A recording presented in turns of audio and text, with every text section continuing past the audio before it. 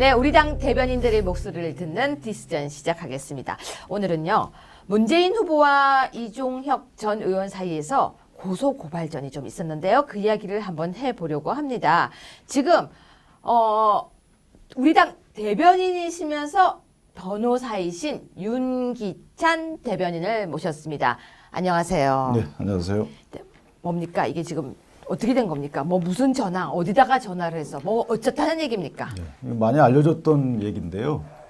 그다음에 우리 사회자께서 말씀하신 고소고발전까지는 아니고 아니에요? 일방적으로 이종혁 전 의원이 고발을 당한 거죠. 아, 그래요? 네. 야, 이거 가짜뉴스 쓸 뻔했네요. 네. 그거 뭐 바로 잡으면 되는 거고. 사실 이때 이게 2003년도로 기억이 되는데요. 네. 2003년도에 그 문재인 그 현 후보께서 금융감독원의 그 뭐 국장한테 전화를 해서 그 당시 저축은행의 문제가 컸었어요. 네. 그 저축은행 관련해서 전화를 했는데 이종혁 그 전 의원이 그걸 터뜨렸죠. 2011년도에. 그랬더니 문재인 후보 측에서 법무법인 부산을 통해서 고소를 한 겁니다. 허위사실 유포로. 허위사실 유포. 그래서 지금 어떻게 됐습니까? 무혐의 났죠. 네. 법정까지 가지도 않고 사실 문재인 후보께서 금감원 모 국장에게 전화한 사실이 있다. 그리고 법무법인 부산이 부산저축은행으로부터 사건을 수임한 사실이 있다. 네. 그러니까 허위사실이 아니다. 네. 따라서 명예훼손도 없다. 네. 이런 식으로 해서 무혐의가 났습니다. 네. 그런데 어디서 전화를 한 거죠, 지금? 이게 장소도 묘해요. 네, 이 당시 제가 지금 이 내용이 헷갈리는 거예요. 어디서 전화를 했다는 이게 거예요? 제가 정리를 해드리면 네. 2003년도 6월달경에 네. 부산저축은행이 금감원으로부터 조사를 받습니다. 조사를 네. 받았어요. 조사를 받고 있는 중이었죠. 네. 그러니까 그 부산저축은행의 대주주가 그 해동건설의 박모 그 회장을 통해서 네. 양길승 부속실장을 만나러 가요. 네.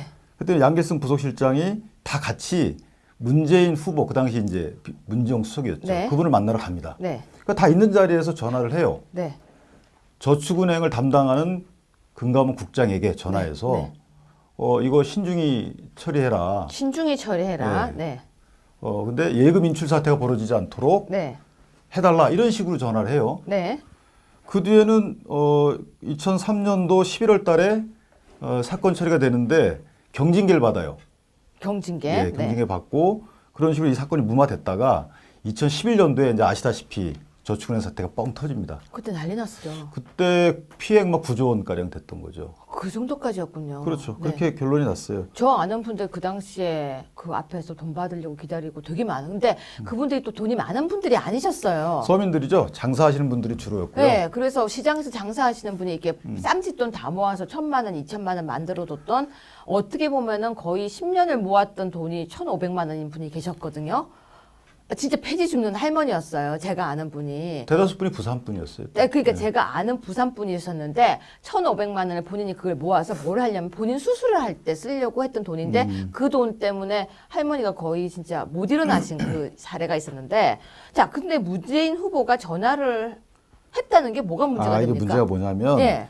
이 당시 문재인 후보는 민주당 수석이었잖아요. 네. 그러니까 금감원의 국장은 사실은 공무원 신분은 아니지만 사실상 공무원이에요. 네.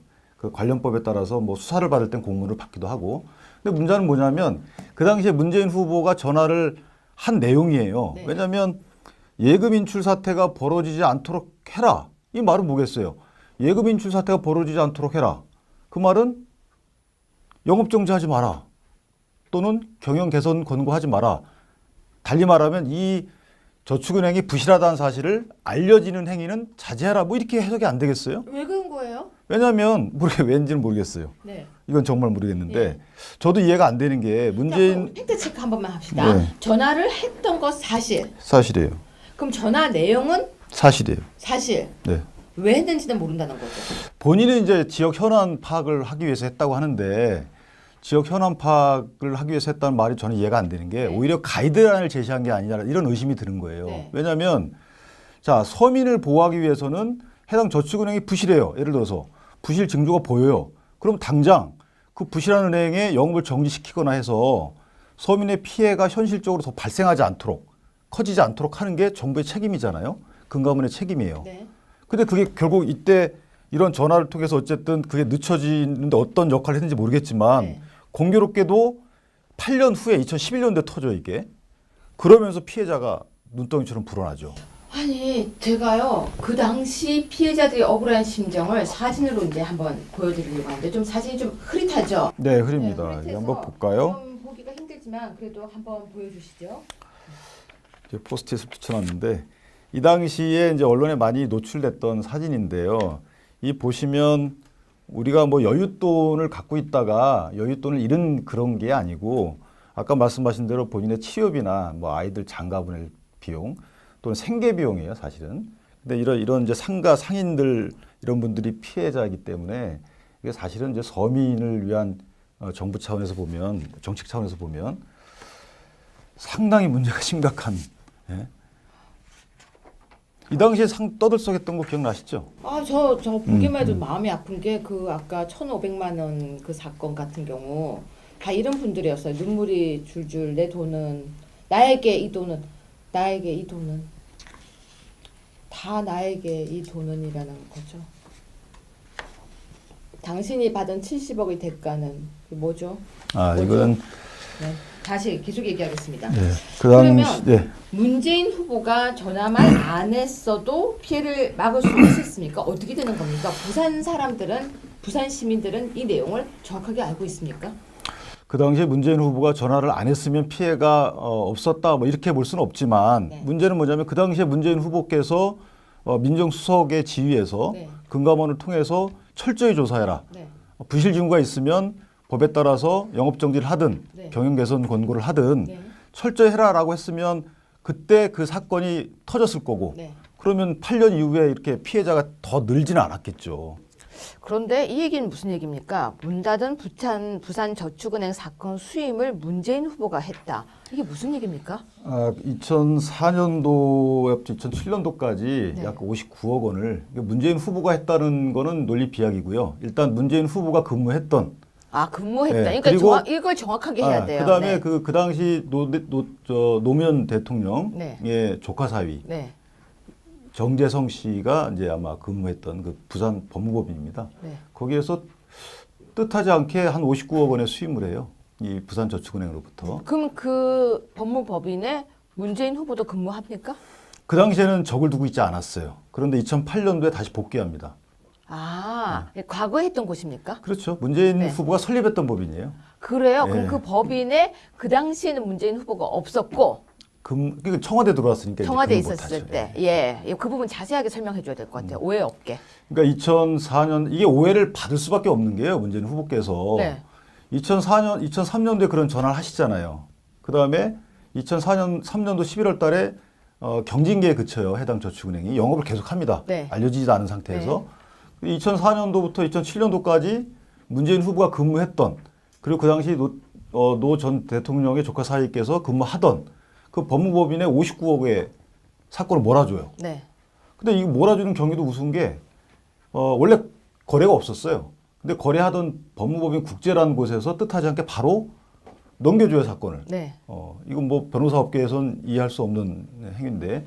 자, 그리고 나서 2008년도부터 다시 2012년도까지 또 10억 원을 몰아줘요. 이 부산 법무법인에. 네. 요때는 문재인 현 후보께서 계셨어요, 법인에. 이래서 이제 문제가 됐고 네. 여러분들이 야 그거 뇌물 아니냐 이런 식의 문제 제기가 많았고 사실 네. 고소 고발이 있었어요. 있었어요? 네, 피해자 단체에서 문재인 후보를 고발했는데 증거불충분으로 이제 무혐의가 났죠. 서면 조사만 했습니다, 그 당시에도. 문재인 민정수석이 전화를 했고. 근데 자 보세요. 저는 정말 이해가 안 되는 게 네. 전화를 왜 했을까요? 그건 제가 민정수석이? 질문하려고 지금 했어요. 갑자기 네. 그렇게 받아치지 마세요. 지금 제가 고민을 하고 있어요. 문재인 민정수석이 전화를 했고, 그러면 받는 사람은 어떤 느낌이 들었을까? 그 유병태란 분인데 네. 그분이 전화를 받고 나서 그 당시에 금감원장인 이정재 씨한테 보고를 해요. 네. 민정수석실에서 이렇게 전화가 왔습니다. 네. 왜 보고했을까요? 그러니까 이게 그 유병태 씨라는 분이 야 나는 이거 압력으로 느끼지 않았다라고 진술을 해서 이게 무마가 됐는데 네. 글쎄 유병태 씨가 그 압력으로 느끼지 않았을까요? 그리고 또 하나는 예금 인출 사태가 벌어지지 않도록 신중 기해 달라 이렇게 전화를 했다는 거예요. 네. 자 예금 인출 사태가 벌어지는 경우는 두 가지죠. 첫 번째는 해당 저축은행이 부실해져서 네. 그것을 알게 된 예금자가 돈을 빼가는 겁니다. 자, 그때 못 빼가서 나중에 2011년도에 9조 원의 피해가 생긴 거 아니에요? 그러면 가이드를 준 거죠. 가이드라인을 준 거죠. 가이드라인을 줬다고 볼 수밖에 없죠. 왜냐하면 예금 인출 사태가 벌어지지 않도록 뭐 여러 가지 처분에 있어서 신경을 써달라고 해석해도 무리가 아니지 않습니까? 그런데요, 대변인님, 이런 사건들이 왜 우리는 이렇게 많은 걸 잊고 살고 있죠? 아, 그 당시에는 이제 복잡한 상황에서 문제가 됐다가 네. 이게 사실 그 대검찰청의 국정감사에서도 문제가 됐었어요. 상당히 여야 의원끼리 치고받고 했던 사안인데 네. 뭐 BBK나 여러 가지가 이렇게 복잡한 상황에서 더 이상 나가지 않고 끝났던 사건이고요. 또 뭐 공소시효도 지난 사건이고 이거는 공소시효 지났습니까? 공소시효가 어떤 법령을 적용하느냐에 따라서 우리 다르지만 저번에 헌법 몇 조까지 있는지 내기했던 거 기억나십니까? 제가 131조라고 했는데 130조 맞습니다. 제가 이겼죠. 네. 맛있는 거 사셔야 됩니다. 그럼 이거 공소시효 어떻게 되죠?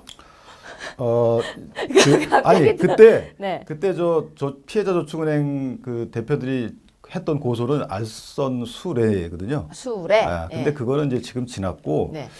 뭐 남아 있는 게 하나라도 있지 않을까요? 제3자 뇌물수수 같은 거는 15년이죠 15년. 공소시효가 금액에 따라서. 되지 않을까요? 물론 법률적으로는 됩니다. 네.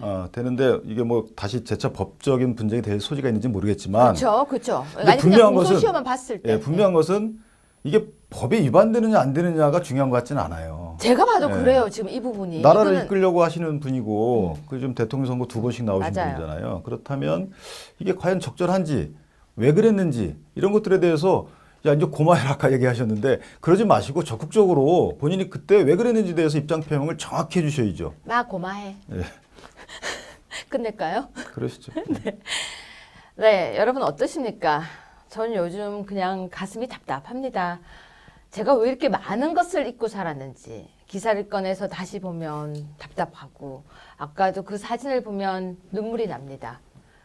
그 사람은 그 돈을 잃고 지금 어떻게 살고 있는지, 방에서는 살고 있는지, 따뜻한 겨울은 보내긴 했는지, 여름은 또 어떻게 보낼지, 선풍기라도 있는지, 전기라도 쓸 수 있는지 갑자기 걱정이 밀려옵니다.